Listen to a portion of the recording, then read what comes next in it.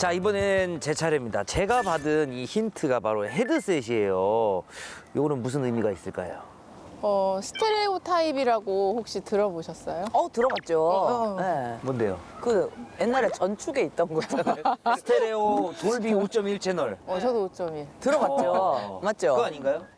그건 아니고요. 어떤 특정 집단에 대해서 사람들이 갖고 있는 고정관념 이런 것들을 의미합니다. 혹시 여러분들이 동화 보면서 그 수많은 캐릭터들 보게 되잖아요. 네. 그 캐릭터들에 대해서 갖는 고정관념이라는 게 있을까요?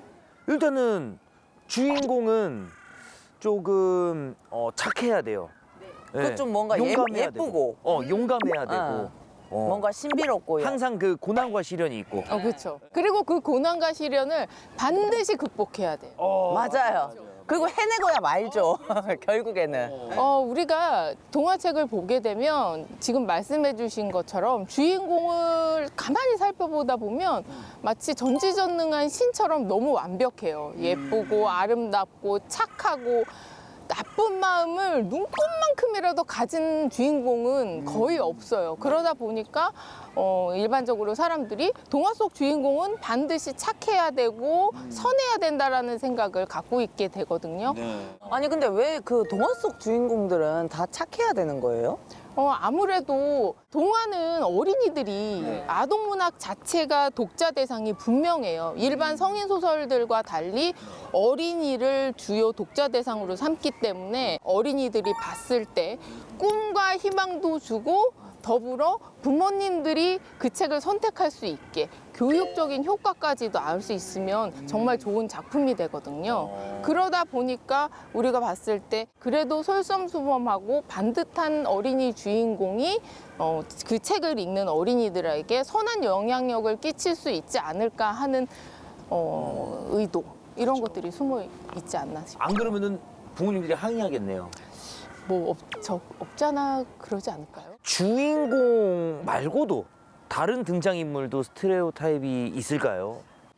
동화에서 보면 주인공은 항상 시련을 겪게 돼요. 어떤 사건을 통해서. 그게 모험담이든 아니면 현실 동화이든 주인공은 크고 작은 사건을 통해서 성장을 하게 되는데 그럴 때마다 항상 주인공을 돕는 조력자가 나타나는데 그 조력자들은 두 분 아시겠지만 선생님 아니면 엄마나 아빠 아니면 삼촌 하다못해 뭐 사돈의 팔촌이라도 성인이에요. 그런 성인 조력자들이 모습이 좀 비슷한 경향을 많이 띠고 있다. 아이가 공궁에 처했을 때 이러이러해야지 하고 답을 제시하고 그럼 아이는 이렇구나 하고 그거를 그대로 답습해서 사건이 해결하는 이런 책들이 있는데 요즘에는 뭐 훌륭한 작가들, 좋은 작가들이 굉장히 다채로운 이야기 속에서 그런 성인 조력자들이 정답을 아이에게 주는 게 아니라 저희도 성인이지만 애보다 못할 때도 있잖아요. 많죠. 그렇죠. 아이들도 성인들에게 교과서가 될 수 있고 선생님이 될 수 있고 그런 식으로 그 인물의 전형성 이런 것들이 요즘 동화에서는 많이 이렇게 붕괴되고 있죠. 이 동화는 어떻게 보면은 정말 이 교육적인 측면에서 이 주인공들이 다 착할 수밖에 없는 거네요. 어쩔 수 없이. 네. 네. 그런데 이제 시대가 또 변하고 있어요. 우리가 주변에서 보는 아이들이 열이 다 완벽하게 착하지가 않잖아요. 우리 스스로를 가슴에 손을 얹고 생각해봐도 나는 100% 순수하게 착한 아이였는가? 전 손을 내리게 되네요. 그래서 동화 안에서도 이제 더 이상 순하고 착한 아이들이 주인공이 아닌 동화들도 등장하게 됩니다. 제가 재밌게 읽은 작품으로는 그 천효정 작가의 첫사랑 쟁탈기라는 작품이 있어요. 초등학교 고학년 친구들이 읽으면 재밌게 읽을 수 있는 이야기인데 거기에 주인공 여자아이는 딱 누가 보더라도 모든 부모님들이 좋아할 만한 아이예요.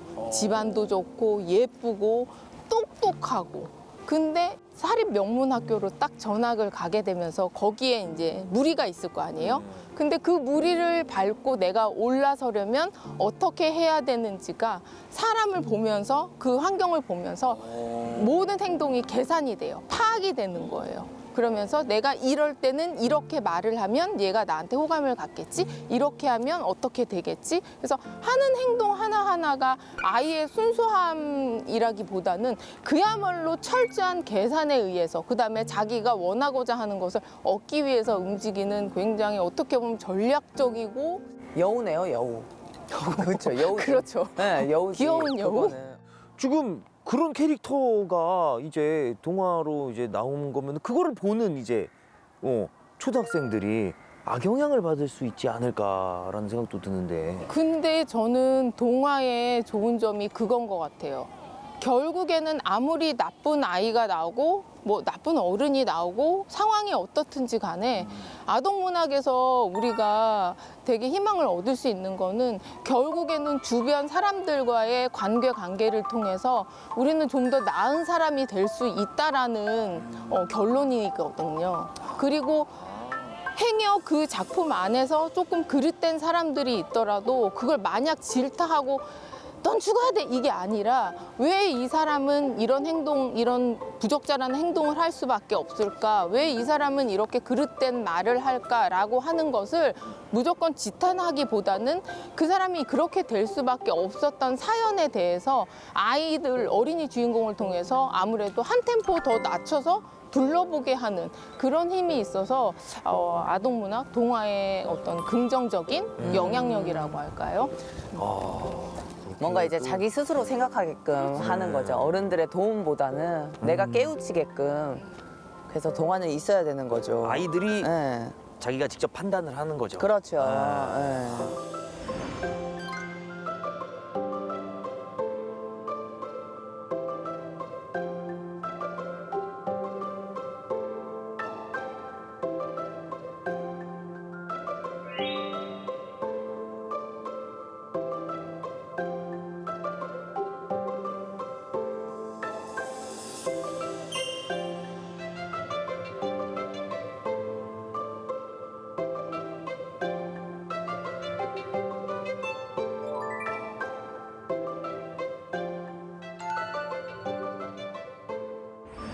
그 시점에 따라 달라지잖아요. 주인공 말고도 다른 사람의 시점에서 이렇게 막 그런 것도 있지 않아요?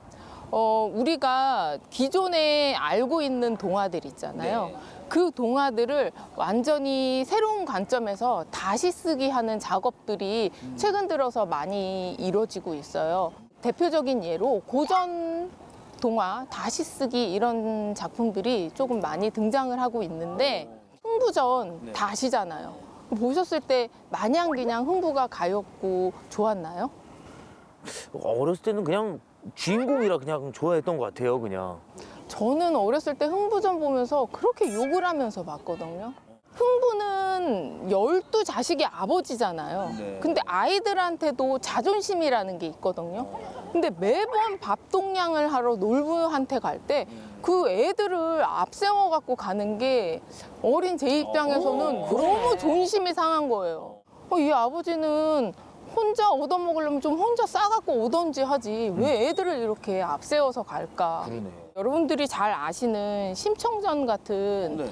고전 동화에도 새롭게 많이 쓰여지고 있어요. 청소년 작품 중에 그 정혜양 선생님이 쓴 뺑덕의 눈물이라는 청소년 소설이 있거든요. 뺑덕어멈. 네. 그 작품은 우리가 보시면 알겠지만 심청전, 신봉사는 기억하지만 네. 뺑덕어멈까지도 알아요. 아, 뺑덕어멈. 사실은 뺑덕어멈 하면 그 뺑덕이라는 게 바로 누구누구의 어멈이잖아요. 네. 그럼 그건 아이의 이름이거든요. 그래서 그 뺑덕의 눈물에 보면 주인공이 바로 그 뺑덕, 그러니까 조병덕이라는 18살 남자와 그다음에 15살 청이의 이야기를 그린 작품입니다. 굉장히 한국적인 소재로 아름답게 한 편의 서사시가 우와. 이야, 신기하다. 그러니까. 그런 관점으로도 할 수가 있구나. 그럼 요즘에는 어떤 사람들이 그 아동 문학에 등장을 하나요? 여러분들 다 아시는 김여령 작가의 완득이. 오, 영화로도 나왔잖아요. 야마돈드. 네네네. 네. 야마돈드. 네, 유아인 씨 재밌죠? 나왔던. 네, 재밌어요. 네네네. 네. 그 작품 보시면 완득이 아버지가 난쟁이로 나와요. 그렇죠. 근데 네네. 사실은 척추 장애자고 어머니가 또 저기 외국에서 오신 분이라 다문화 가정 아이로 돼 되어 있고 또 삼촌이나 그 외의 주변 인물들이 보시면 알겠지만 우리 사회의 어떤 소수자들 그런 구성원들로 대표가 되고 있는데요. 정말 저도 제가 완득이를 봤을 때 먹먹했어요. 사실 저도 이제 어린 나이였었는데 그러면서 저는 느꼈던 게 되게 이렇게 냉혹하구나, 현실은 각박하구나, 앞으로의 내 미래도 이렇게 되지 않을까라는 생각을 해서 이게 동화로서의 역할을 하고 있는 건가. 이렇게 동화하면 밝고 아름다운 얘기를 써야 되니까 사회의 어떤 어둡고 그런 슬픈 이면들은 안 보여주려고 했잖아요. 아이들에게 꿈과 희망을 줘야 되니까. 근데 이제는 그런 흐름에서 많이 고정관념에서 벗어나서 사회의 어떤 힘들고 어려운 점들도 조명을 해줘요. 대신에 그거를 사회의 이런 어려운 면을 가지고 있는 사람들도 있는데 우리가 어떻게 해야 할까라고 스스로 의문을 던지고 답을 찾을 수 있게끔 하는 그런 창작 동화들이 굉장히 많이 발표되고 있습니다. 서로의 다른 점 인정하기도 하고 그 사람의 실수 같은 것들도 덮어주기도 하고 서로 격려도 하고 너와 나는 다르다라는 그 차이도 서로 이해하고 배려하면서 좀 더 다 잘 어우러질 수 있게 살아가는 세상 이런 거를 우리는 동화 안에서 아이들의 작은 이야기를 통해서 더 깊게 배워갈 수 있을 것 같다라는 생각을 많이 하게 됩니다.